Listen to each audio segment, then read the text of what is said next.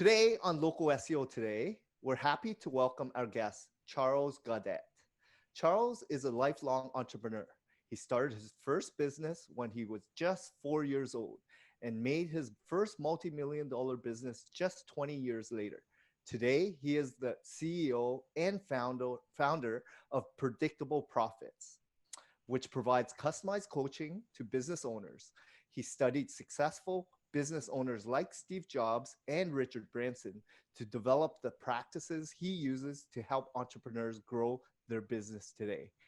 Thanks for joining us, Charles. It's a pleasure to be here. Thank you. Well, I know you're a busy gentleman, so what I would like to first let you know is I really appreciate your time, and I'll get started. So first, I know we talked about you being a lifelong entrepreneur. Tell me a little bit about that. Like you mentioned, you were just 4 years old when you first started your business. So tell me a little bit about that. So, it's funny when people find out that I started my business at 4, they assume that I was just born an entrepreneur. That actually couldn't be the furthest from the truth. It's been said that you do things either out of desperation or inspiration. For me, I think it happened to be a little bit more on the desperation side. My dad worked every waking hour of every day. I didn't really see him very much. 7 days a week, he'd get up before I went off to bed, or get up before I got out of bed, and he'd come home after I went to bed. So I was desperately seeking that connection with my dad. And when I did see my dad, on good days, he'd come home and he'd say, "Hey kid, if you ever want to make something of yourself, you have to be an entrepreneur."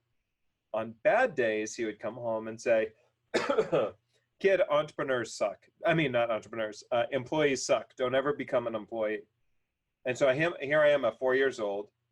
And what I hear my dad say is, if I want to make something of myself, I have to be an entrepreneur.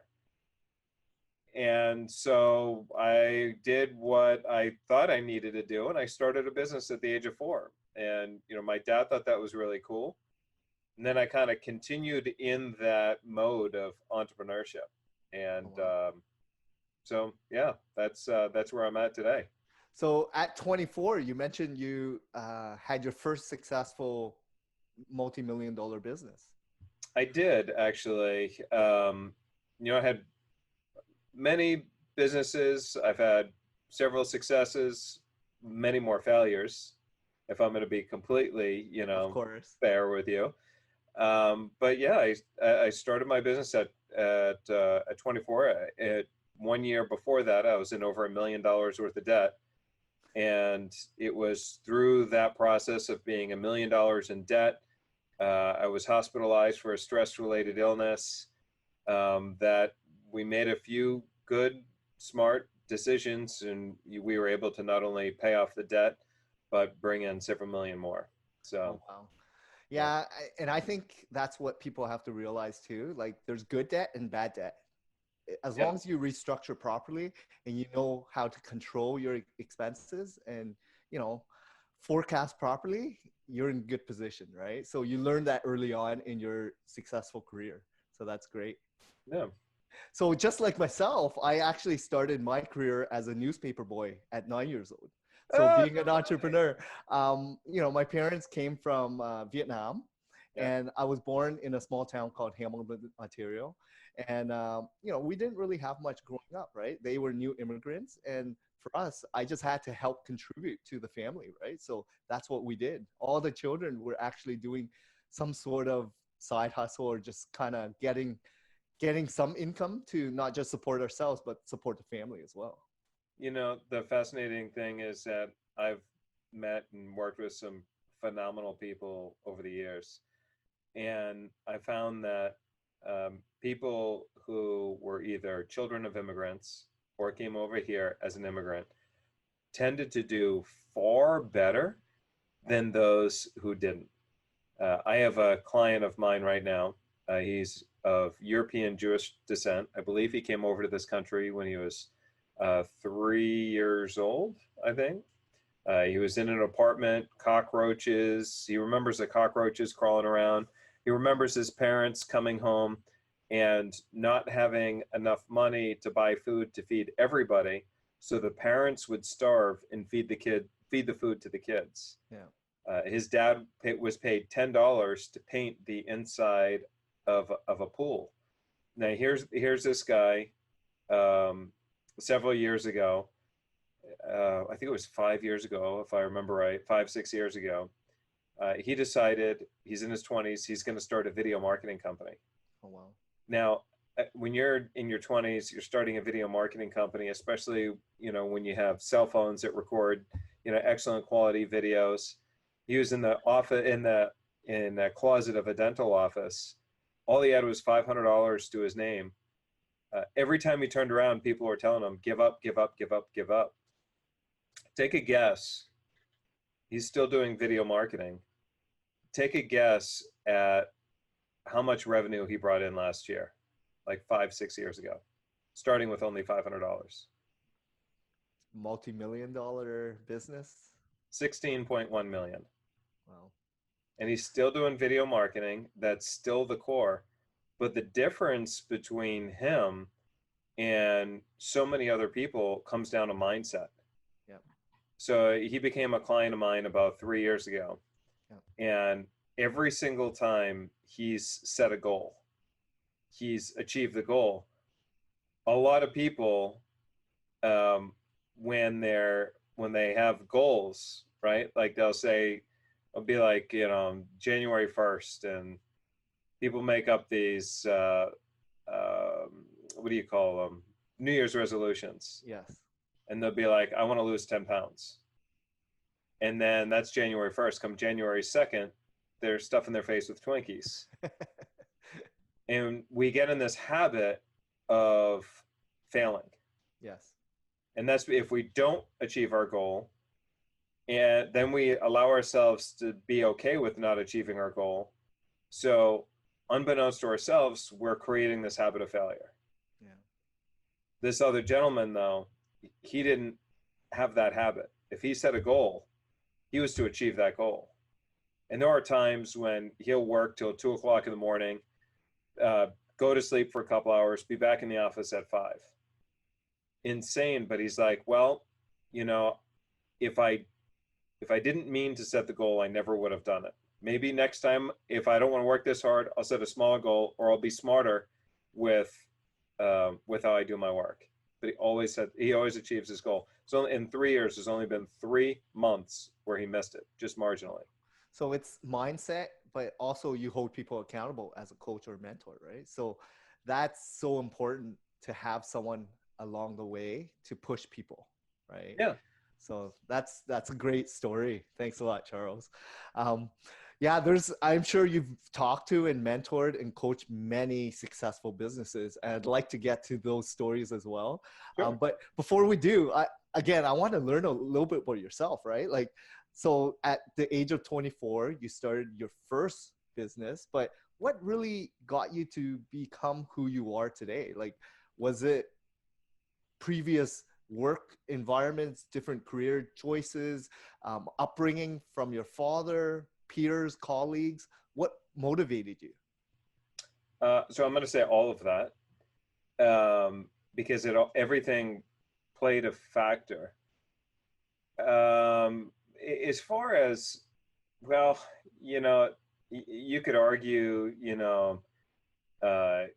being a kid and, being a young kid, trying to stand out, trying to feel special. You could argue that may have been a motivation. You could argue that it was a relationship with my dad, trying to get that connection with my father.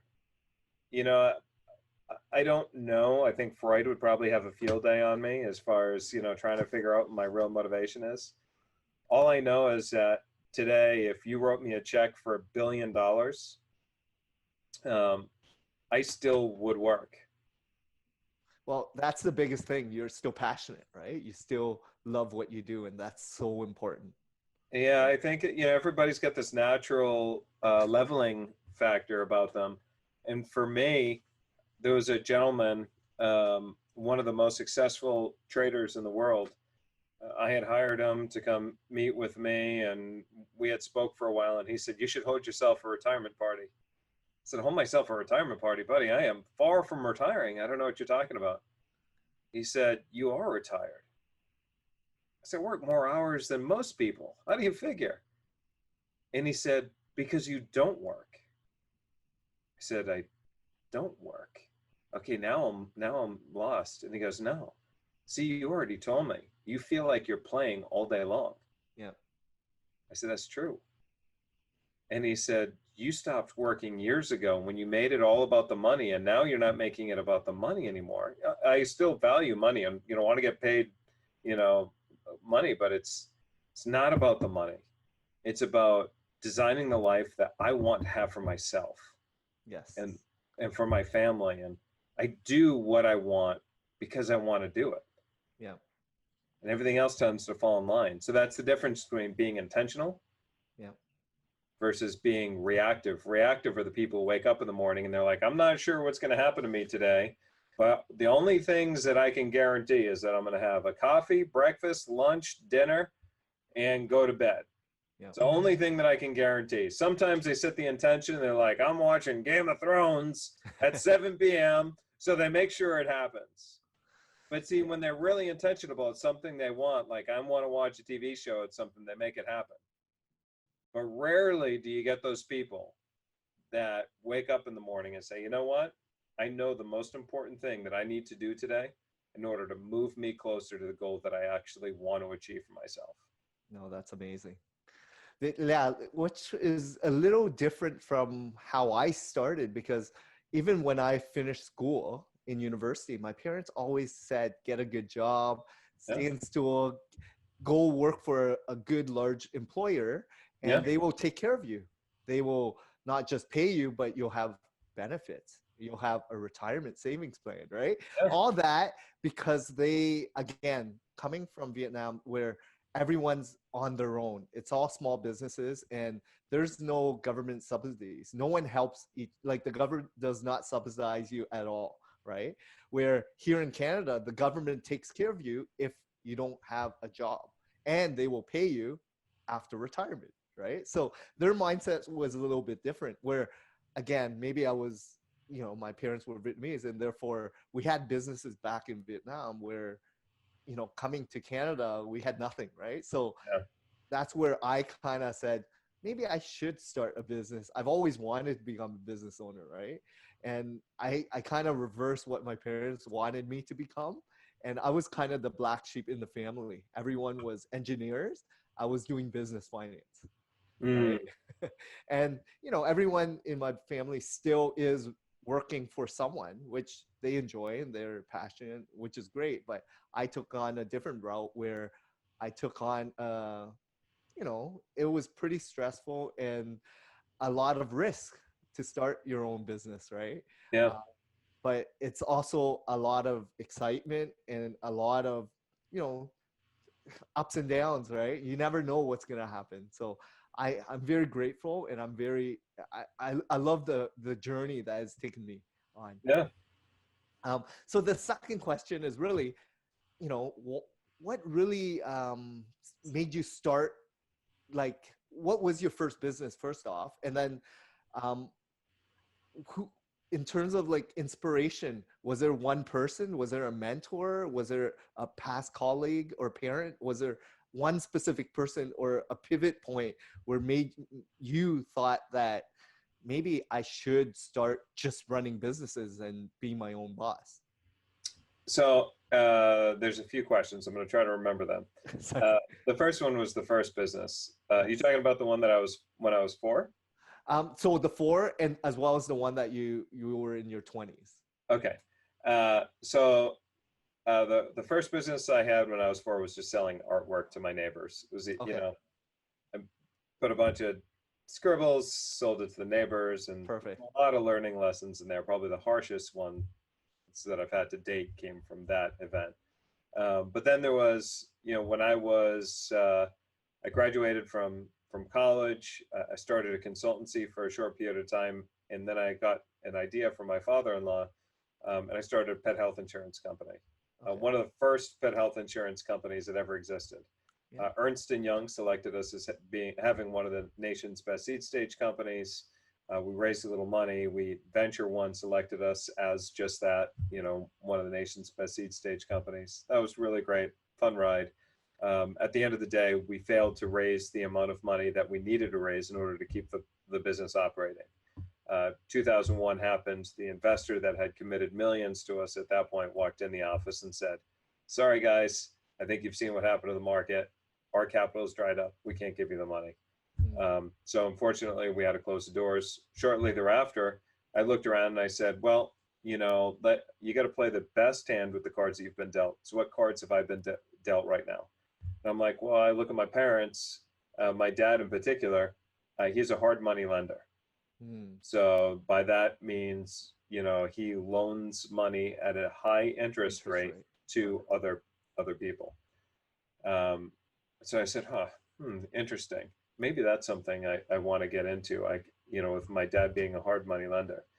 I happened to be home. My dad said he was going to negotiate a piece of property that he had for sale. I sat down in the negotiations and he said, look, here's the deal. I'm going to sell you a tract of land and I will finance the land, the road, and one home. And here's the rate and here's the price. So the guy goes, all right, let me think about it. I'll get back to you tonight. In the car ride home, I said to my dad, who else, something along the lines of, who else would you give that offer to? And he said, well, the first one to the table to pony up, we'll get it. And I said, fine, I'll do it. And so I had a fight with my dad for a while because he didn't want me to do it. He didn't want to mix family with business.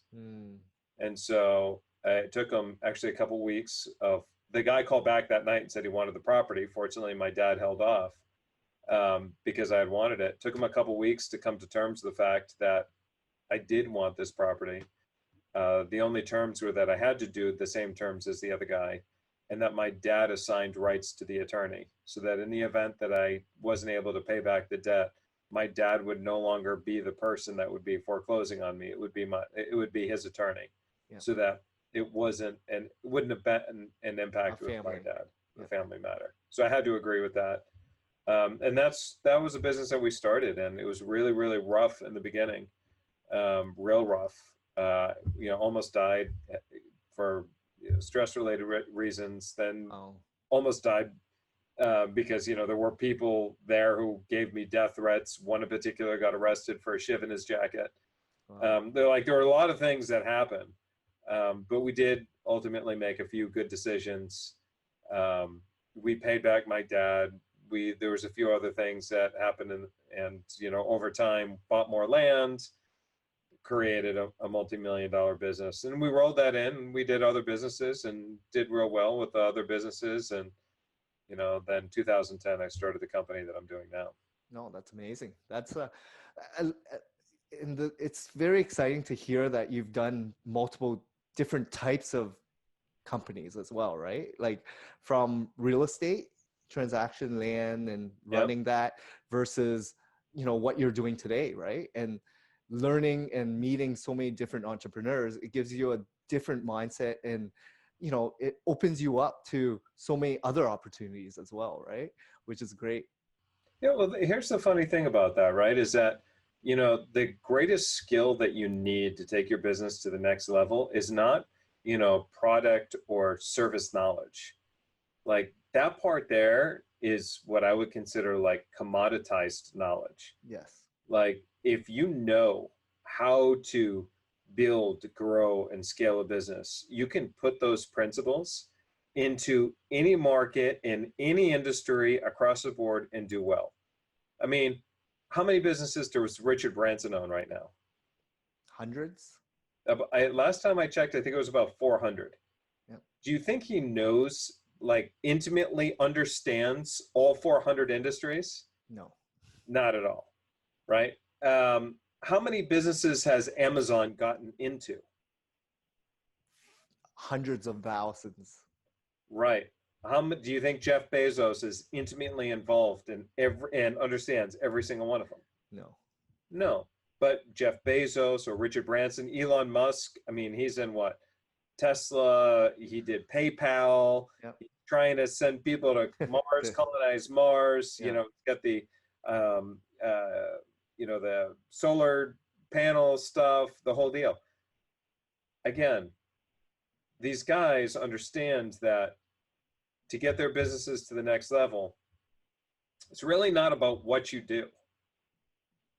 It's about the skill set that you've grown to know how to build, grow, and scale company. I had a professor at one time at Babson College where I went. And, I had tinkered around in different businesses for 4 years. And I kept going back to find these mentors, and I kept saying, I'm just trying to figure out what business to start. I'm just trying to figure out what business to start. I want to find a business. This guy calls me in his office and he goes, Charlie, it doesn't matter what you start. I go, what do you mean? He goes, you could go sell paper clips if you want to. I don't understand. He's like, it's not what you sell. It's how you do it. Yeah. Just find something, to your point, something you're passionate and passionate in. And then develop your skills and your talents to build, grow, and scale. Yeah. Yeah, it's great. These are great tips, right? Like just from the years of knowledge and experience that you bring to the table, right? This is where anyone who's looking for a coach or a mentor, this is what you're after, right? Just listening to you talk about some of these very successful multi-billion-dollar people, they're in a different world and space where the average entrepreneur wants to get there, right? So how do you even get them started? Because everyone's reading their books, watching their videos, and learning about their bio. But how do you get them to buy in? Because it's all mental, ultimately. They have to have that mindset. Even though they want it, as much as everyone dreams, they're not willing to put in that time and effort, right? Yeah. So how do you train that mind to continually generate that habit of doing things and maintaining it? Because people give up a lot.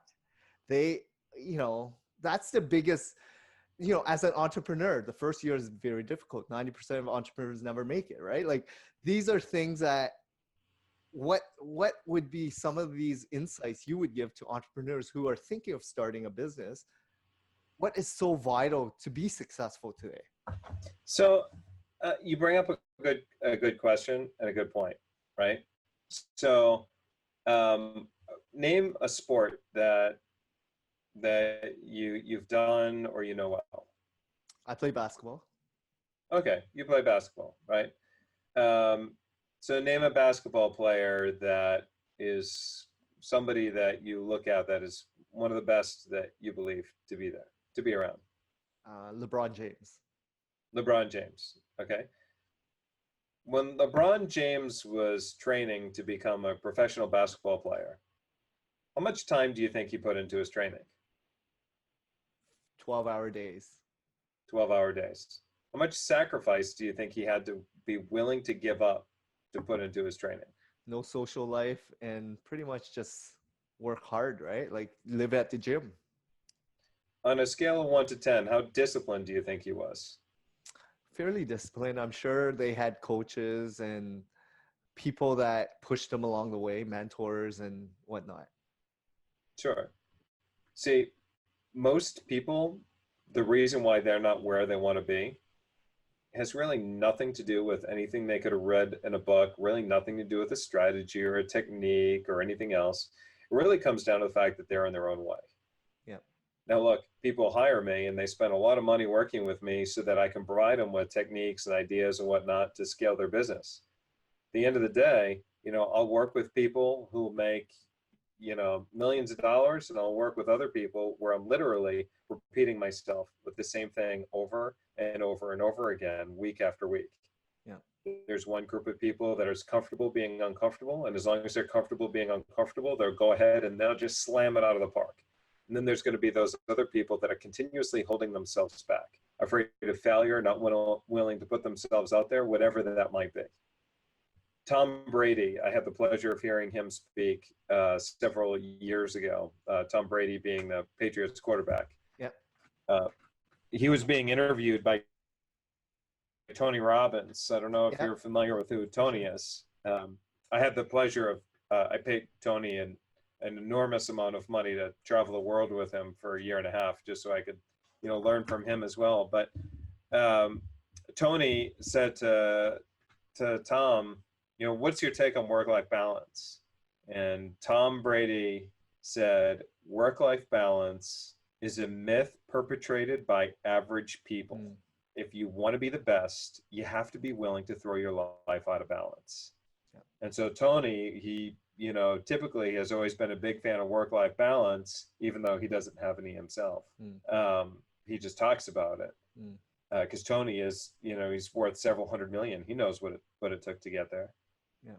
So, this guy, everybody's going, whoa, I can't believe Tom Brady just said no such thing as work-life balance. So Tony asked him to explain it. And he says, look, I only have time for three things in my life: my family, my health, and football, period. Because that means I'm not really good at socializing. I don't have a lot of friends. And, I don't do much else other than just family, health, and football. And you want to talk about discipline. He explains that he gets paid for his body and his ability to perform. So everything he puts into his mouth is calculated and deliberate. Yep. And so there's no question why he's so good. And so it's not necessarily the fact that Tom Brady got a special strategy or a special technique or whatever. If you trained as hard as Tom Brady has trained, if you read as many books as he's read, if you've hired as many mentors and coaches as he's hired, as is disciplined and everything else, you'd be pretty damn good at football too. If you copied what LeBron James has done throughout his life, you'd be pretty damn good too. Yeah, that's true. And a lot of these entrepreneurs who are starting, they hear and read and they think they are ready without even giving time. And it's like the practice, right? It's like people go into a business thinking they will be successful without knowing a lot about running a business and doing it themselves for many, many years, right? Yeah. And expect it to be super successful, right? Like that's what I find a lot here, in a lot of the webinars and conferences that I speak at, right? A lot of these entrepreneurs they don't have that mindset and that desire to really win. Yeah. And what does it take? A lot of training, a lot of practice, a lot of discipline, a lot of, learning, making mistakes. All these contribute to becoming a successful person, right? And absolutely. A lot of people give up, right? And that's the problem, right? Like not everyone's built to be an entrepreneur. They get, sidetracked. They watch what's on Netflix or watch TV or whatever it is, right? Like I don't have time for that. Just like yourself, my devotion is family, business, and my wife, right? Like these are things that are so important in my life, right? Like just stick to a couple and really focus on it. There's an article I read one time. I wish I could find it again. And maybe if I looked hard enough, I could. But they basically talked about the most successful people in the world only have three things to focus on. So much of success actually comes down to focus. Yeah, it's very true. Entrepreneurs, they typically get stuck around the $1 to $3 million mark because they lose that focus. Yeah. They're trying to do everything instead of understanding the most important thing they need to be focusing in on right now. Yeah, it's very true. So this is a great question I wanted to kind of get back on track in terms of like the biggest challenge you faced over the years or in your career. Has there been a big setback that you can use or you use to really inspire and motivate you? Well, I mean, there have been setbacks. I've been almost bankrupt 3 times in my life. One time nearly completely homeless. I was down to, a couple $100. actually. Down to a couple $100 one time. The other one I was down to like $38 and something cents. Wow. You know, it was crazy. And part of me wants to tell you it was from bad decisions. Part of me, of course, would like to point the finger at something else or an economic, you know, environment that happened. But at the end of the day, I just got my own way. You know, I took unnecessary risks. I, yeah, I think in some ways, I loved the challenge so much and sort of that feeling of rising up out of the ashes that I inadvertently put myself in those situations to just give myself that challenge again. So was this before you got married and had kids? Oh. because when you have a family, I think priorities change, right? Like you're a little maybe risk averse. I wish I could say that. I wish I could say that. Twice it happened when I was married. Once it happened just before. I don't know if I was engaged, but you know, before I was definitely with my wife. Wow. Yeah, you know, those are challenges, and the thing is, there gets to a point where the last time it happened to me, where I literally am laying in bed, my chest is killing me, and I extended every sort of credit line I possibly could get my hands on. And I'm like, oh my God, I don't know if I'm going to be able to make it to the end of the week. Like, I don't know that I have enough money because even all my credit lines and everything were like all tapped up. Overextended. I don't know that I have enough to even make it to the week.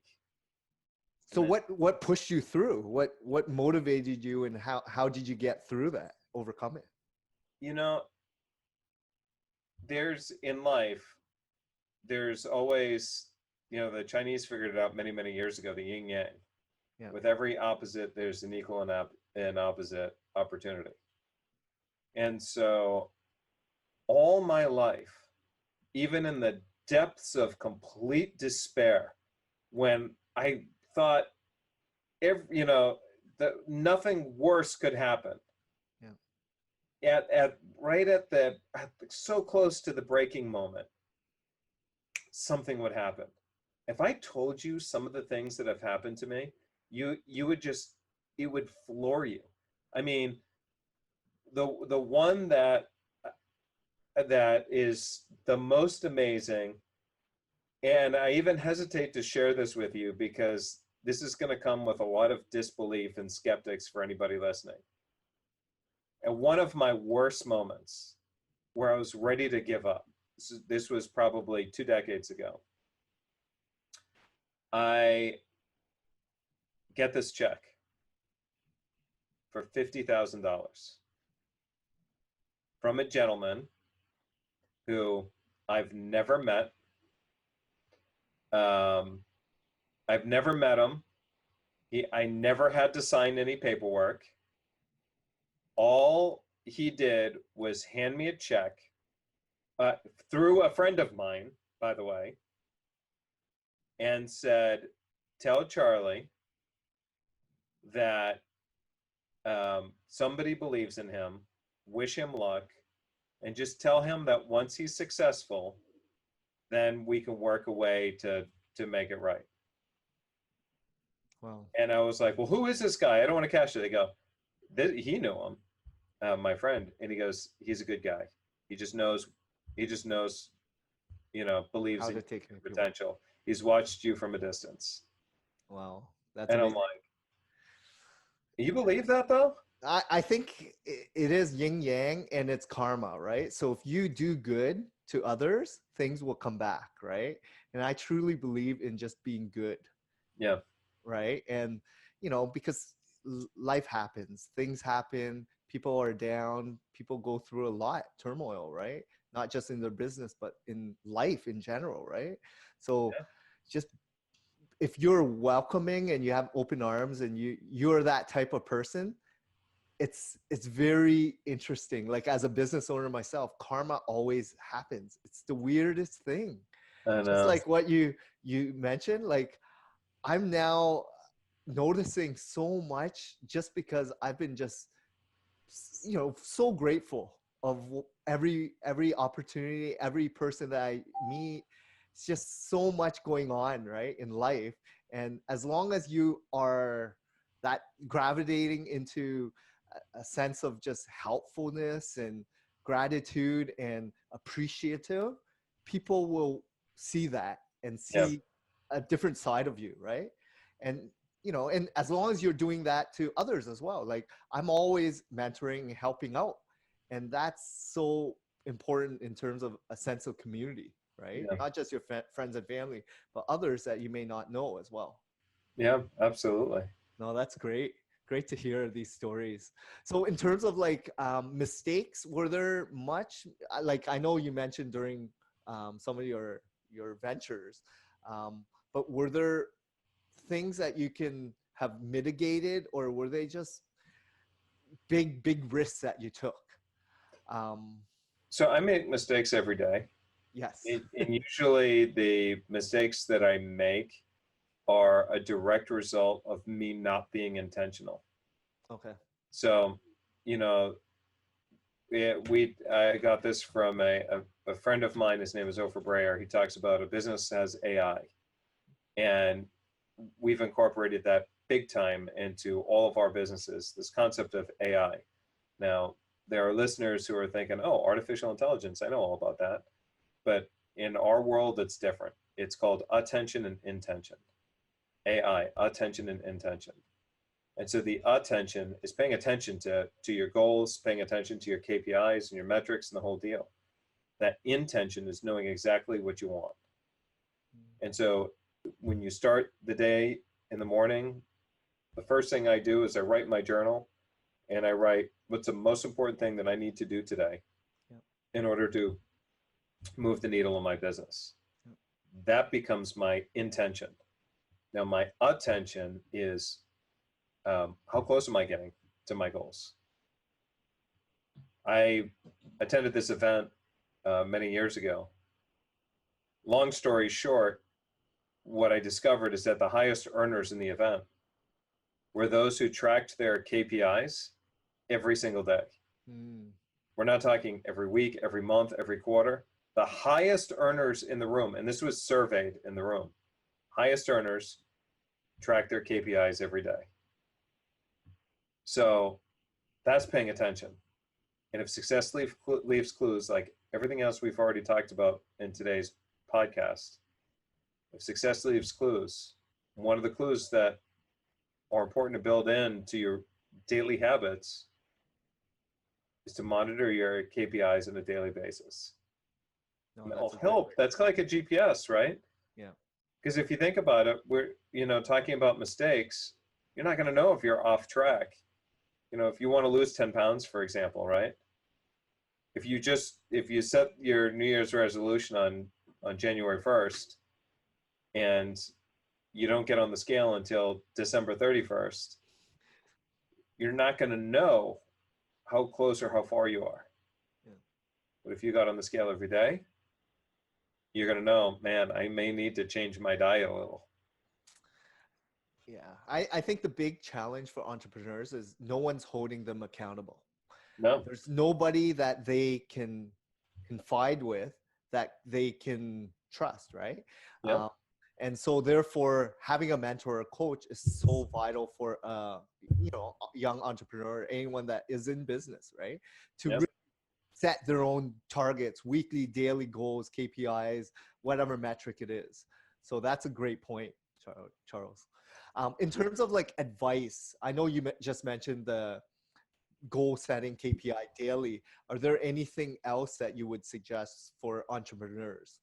Because from what I hear from you, mindset is probably more important than the actual doing of the work, right?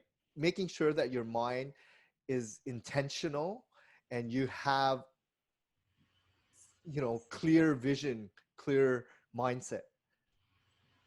Yeah, I mean, that, of course, you need that. Without that, I'm sorry, without the mindset, you can't be successful. It's that old saying, you can lead a horse to water, but you can't force it to drink, right? Um, there, of course, we could go into the strategies and the tactics and the techniques and everything required to kind of take your business over the next level. And that's what you need. You need the strategy, you need the mindset, but you need the strategies and the techniques. And you blend that together, and that's where the magic happens. If in terms of the advice, so you may have heard the book Rich Dad Poor Dad. I had a great Robert conversation. Kiyosaki, yeah. Yep. Had a great conversation with one of the rich dads. The book was modeled after a couple. I had a conversation with one of the rich dads, and he said, life is like a cafeteria line, and you get in one line, and then the goal is to get all the way to where you get the food, bring your tray, you get all the food on your tray, and then you go down to the cash register and you cash out. That's the goal. But what happens is that people will get in line and they look to their left and they look to the right and they go, man, those other lines are moving faster. So they get out of line and they go into the back of the other one. And they look to the left and they look to the right. Like the other one looks like it's moving faster, and they're always hopping from one line to another, to another, to another. And say they never actually get to the cash register because they're always jumping from one line to another. Yet if they just stayed in that one spot, they would have made it to get their food and all the way to the cash register so much faster. There's a great book that was written a long time ago or a long time ago. I guess in today's day and age, it's a long time ago, but just a few years ago. They talked about that, expertise takes 10,000 hours of focus, a focus to become an expert at something. Yeah. But if you're jumping from one thing to another, you're never going to develop those 10,000 hours. So focus. Yeah. No, that makes a lot of sense. So in terms of running a business yourself, has technology helped you over the years? Because things have changed, right? Some of the software, some of the new devices. What have you found over the years that really helped your business scale or grow? So technology has helped. There's been a 6,700 something percent increase in the amount of technologies that have come around since I started my business for ways to reach a customer or client.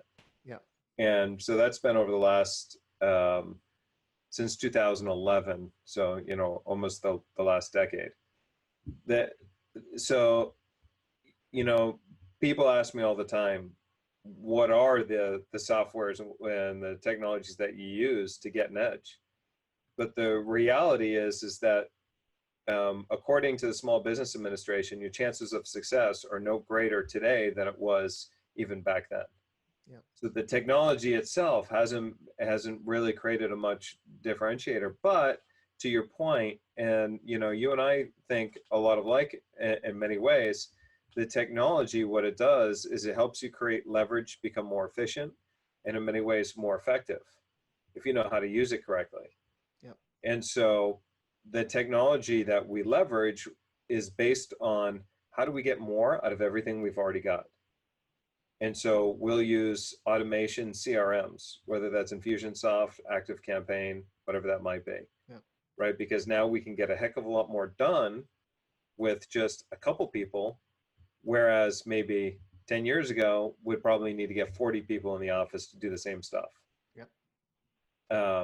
So I would say, as far as my favorite technology, it used to be Infusionsoft for a long time. And then I had a client of mine that recently turned me on to ActiveCampaign. Yep. I think they're probably sneaking the edge over Infusionsoft. HubSpot, I'm still a big fan of. Yeah. Those tend to be the big ones that we tend to use over and over. I'm trying to think what else. Um, yeah, Yeah, those I mean, even for our business, in the SEO space, there's so many new advancements and so many software out there, right? And for us, I mean, we will try things if it's gonna help us become more efficient, right? yeah, And the goal is to save time, to be more effective, less mistakes, and really that's the only way to scale, right? In terms of using technology. And yes, you got to give it a shot and see what's out there. And there's always new advancements and new software out there, right? So it's great to hear what's working for a lot of these business owners and whatnot. So another question I want to ask you is, what really drove you to become who you are? Like, I know we touch upon this, like, I know you're passionate in terms of helping entrepreneurs out today, but what is your real purpose? What's your why currently? And it probably has changed over the years, but today, what is that? great question. And to be completely um, frank with you, I should know the answer to this question over, over and over again. I really should.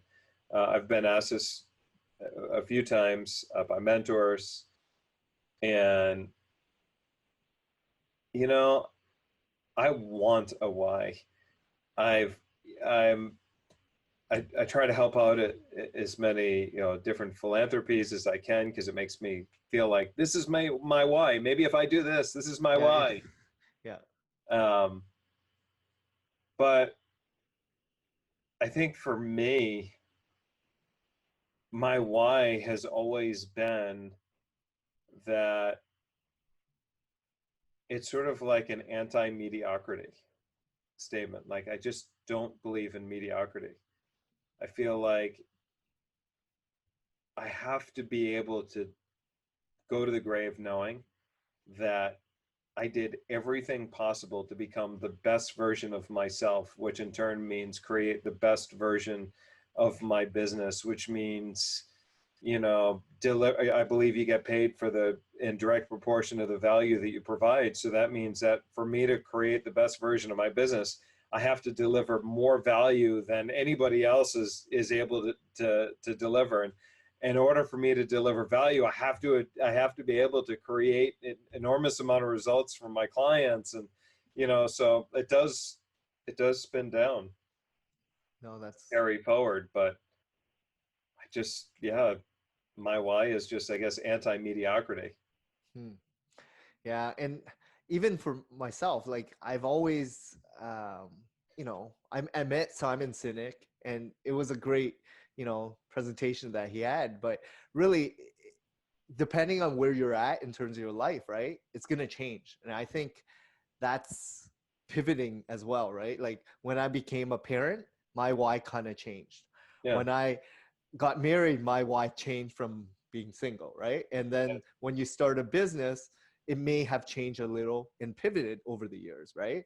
Where not only do I want to scale and grow the revenue base, but now that I have more revenue, I can put money to more philanthropy and giving, right? And helping more people and offering more services to my clients, because yeah. I have more revenue to do that and educate myself on different techniques. So I think it just evolves over the years as well, right? And Um, think about this. Why do you eat? you believe that it's important for your health. Important for your health. And why would you choose to eat at a particular time? Because you're hungry. Yeah, you're hungry. I'm Yes. hungry. Yeah. For me, my why and why I get up in the morning feels like hunger. Mm. It feels like hunger. I get the same drive, like, Yep. I mean, like, I'm hungry. Like, Yep. ooh, get out of my way. This, I am hungry. I am Yes. going to get this. Yes.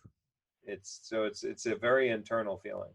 And that's the best part of running a business that you actually love doing, right? Like you're not in the business. You're actually just playing, like you mentioned right at the beginning of the call, right? And that's how I feel right now too. Like I love what I do. I love the people I interact with, and I love my clients and the people that I call in or I work with.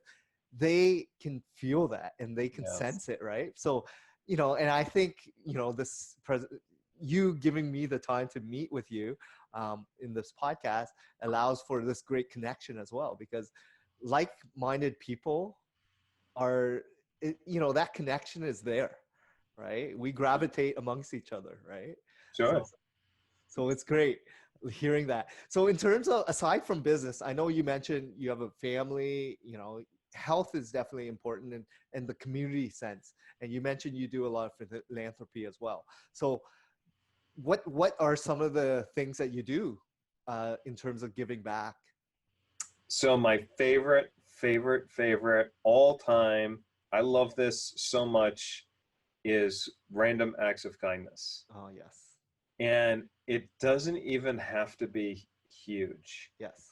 There was a time I was sitting at Chipotle. I saw a few soldiers walking in. So I walk up and I tell the person at the register, please don't say anything. I'll take care of their bills. Just thank them for the service and let them know it's an anonymous gift. Or I'll be at a restaurant, and usually I like play these stories out in my head where I think, what must be going on in their life. And if I see somebody eating dinner by themselves, like for me, I don't know what goes on, especially if it's an older person. And I'm like, I'll just ask, can I take their bill? And I always want it to be anonymous because it means more. It's more transformational when people think that somebody is doing this out of just the goodness of their heart. There are a few times, it was actually the first time, and it's what got me hooked, where the waiter or the waitress just gets so like, oh my God, I can't believe this is happening, that they tell the person.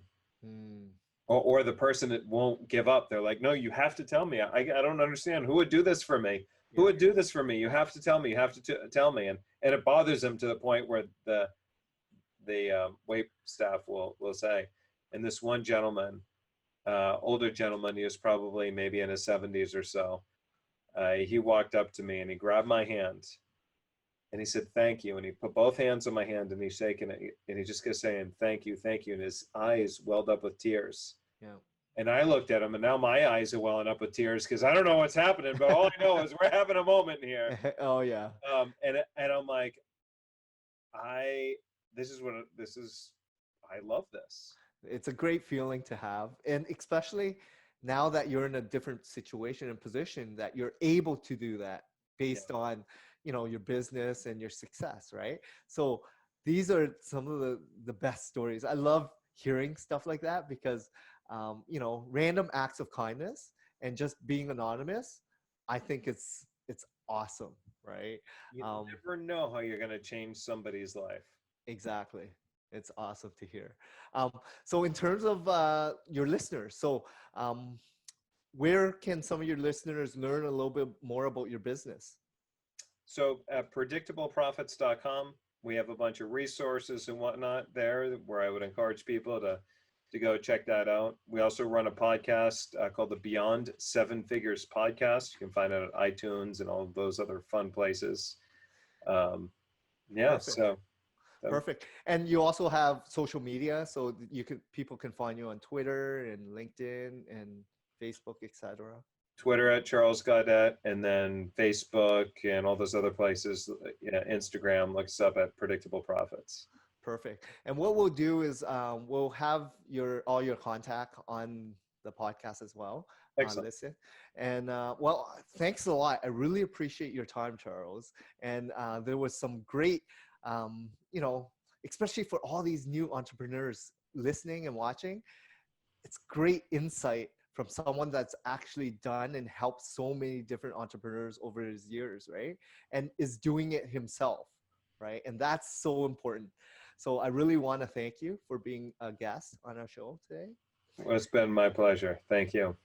Okay. Well, have a great rest of your day, Charles. And I really want to thank you. I'll send you. So basically, it's going to cut off right now. Okay.